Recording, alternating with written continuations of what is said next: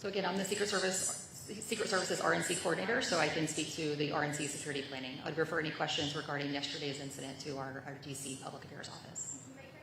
Yes, ma'am. Mark Meredith of Fox News. I'm curious, obviously you don't want to talk about what happened in Pennsylvania. Have you had to change your security posture at all here? And if so, how? Is it a small percent change? Is it looking at over everything once again? And then a follow-up question would be, just in terms of resources, I know you mentioned 18 months has been going into this. Do you feel like you had all the resources you needed to get to this point today, or do you feel like more close to done? So as Mayor Johnson and Chief mentioned, this is a national special security event. That designation is the highest level of security designation that the federal government can determine. So we are confident in these security plans that are in place for this event, and we're ready to go.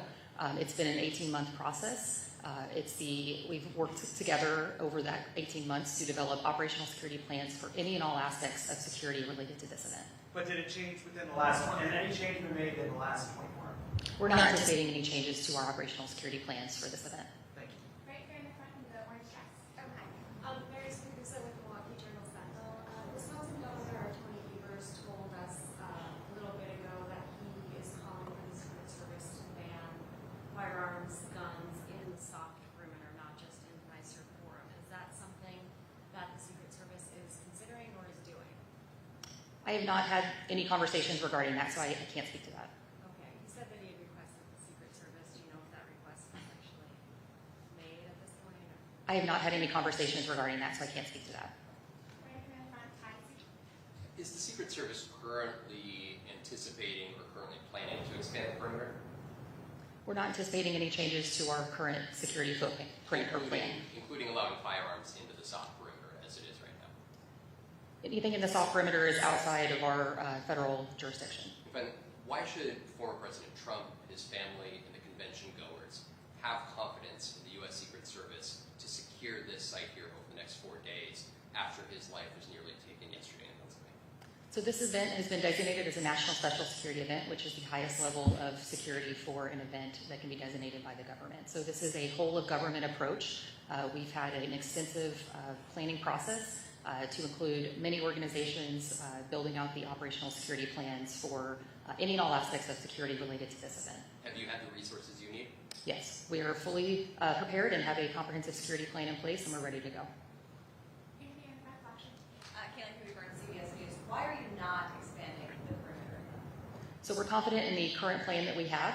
It is based off of technical assessments, protective intelligence, and we are continuously monitoring information related to the event. So we're confident in the plans that we have, and we're moving forward with those plans. And why are you not concerned that people can carry firearms within that soft perimeter? So again, the Secret Service inner perimeter is our primary jurisdiction, so I would defer any questions related to outside of that zone to my partners here on the stage. Yeah. So one of the things I've understood in regards to the inner perimeter, it's the largest inner perimeter that has been part of the convention, to my understanding. Maybe I have to get that clarified. And so that is one important point to be able to understand in regards to what that level of security about what the inner perimeter looks like. In regards to the ability to carry a firearm outside of the inner perimeter, again, our state law allows for the particular right to carry a firearm. We as a city cannot legislate out of that, and I don't know if our mayor wants to speak on that anymore in regards to that. And so for we, in regards to our law enforcement aspect, we have to operate within those guidelines. Unless it's something that is against state law, we have to respect Second Amendment right to carry your firearm, especially in regards to open carry or carry and conceal if you're licensed.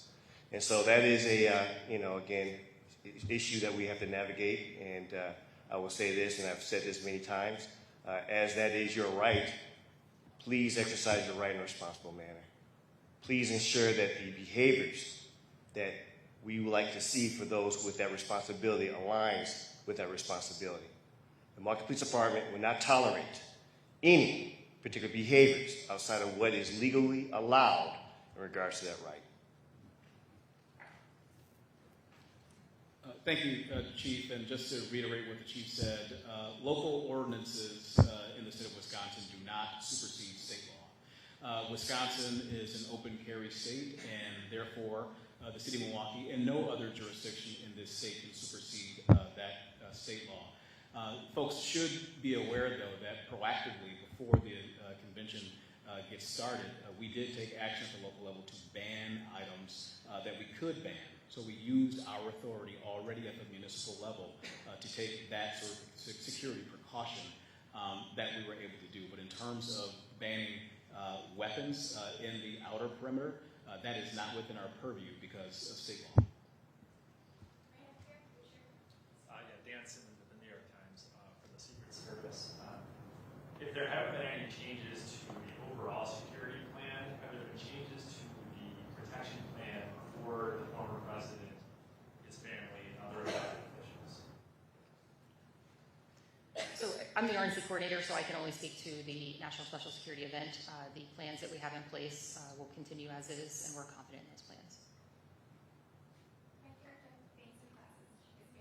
Megan Almas with are there any new threats to or the RNC or to protesters, and how will you protect protesters who are in this character?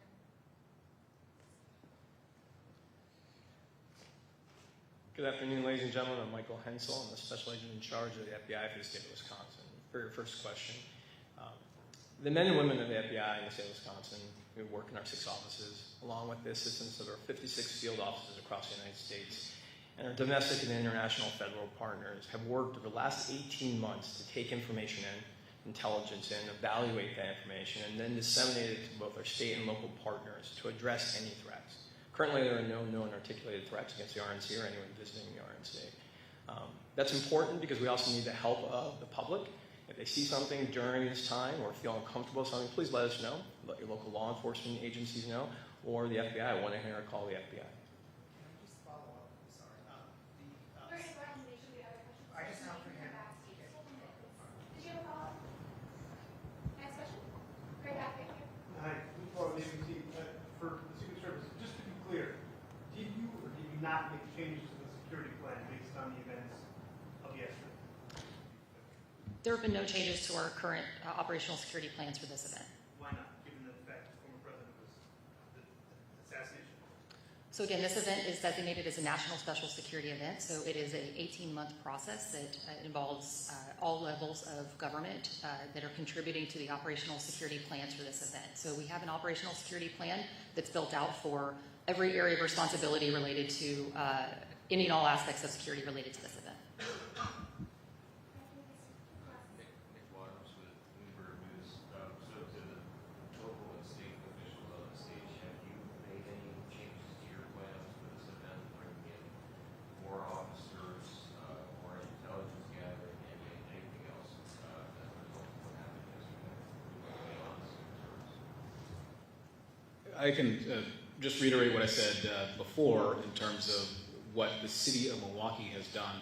Our council, in conjunction with me, passed and signed a local ordinance to make sure that there's more protection in the outer perimeter as it relates to officers from across the state of Wisconsin or elsewhere coming in to assist with public safety around this. I defer to Chief Bowman.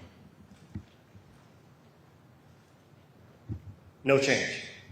So, sorry, so you said make sure there's more protection in the outer perimeter. So what does that look like on the ground? I'm sorry? What does that look like on the ground? If chief of police is saying there's no change, what does it look like on the ground if you're saying there's more protection in the outer perimeter? So the ordinance that I'm referring to that we had passed proactively at the local level, which is, by the way, the same ordinance, the same type of ordinance that we passed in preparation for the Democratic National Convention when it was to take place in Milwaukee in 2020 before becoming a mostly virtual event, is an ordinance that does not allow individuals to bring in into the outer perimeter hard items like cans, like bottles that are filled, other hard objects that can be used as projectile weapons and things like that.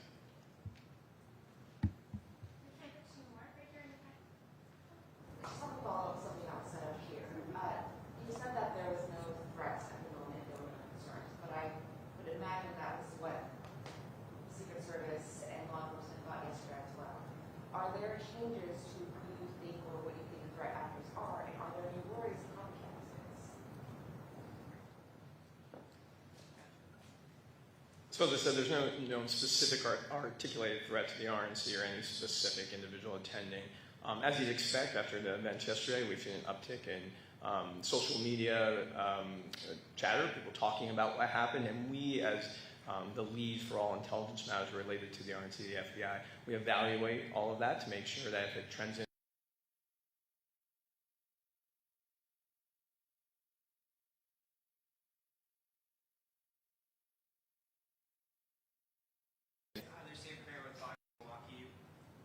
We've heard from delegates, we've heard from visitors about a level of fear following what happened yesterday. Beyond the fact that you guys have planned for this for 18 months, what's your message to them about safety and security? So I'll take that on.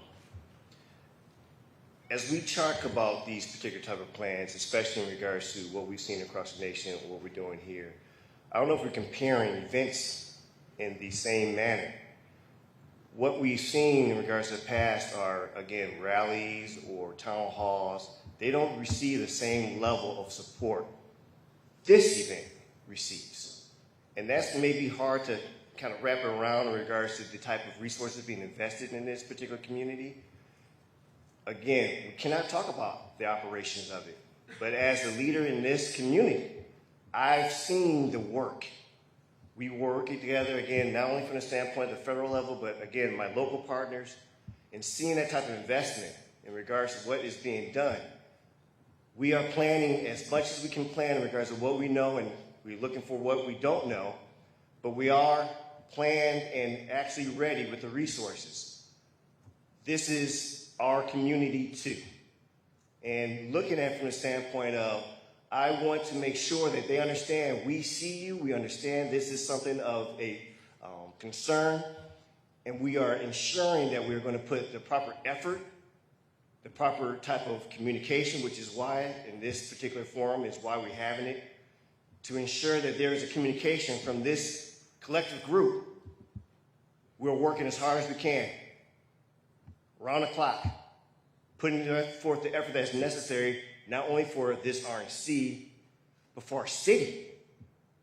As the chief executive of our police department here, it's important that we are also understanding the concern in our city.